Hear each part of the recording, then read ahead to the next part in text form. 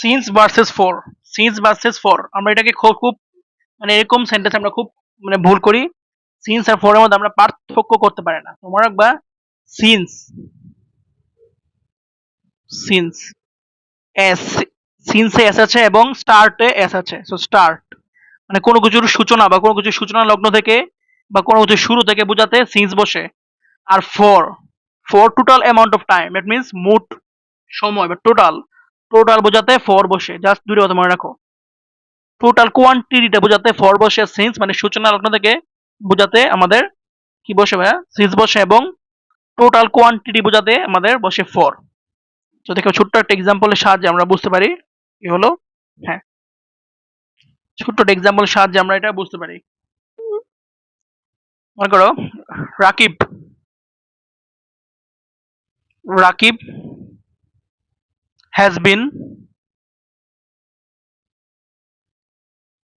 Living here,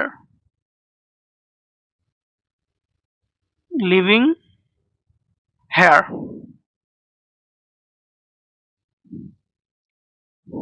2 months,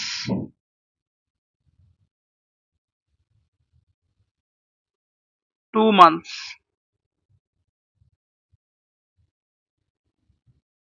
এটা একটা। আবার Rakib has been living here, Rakib has been living here,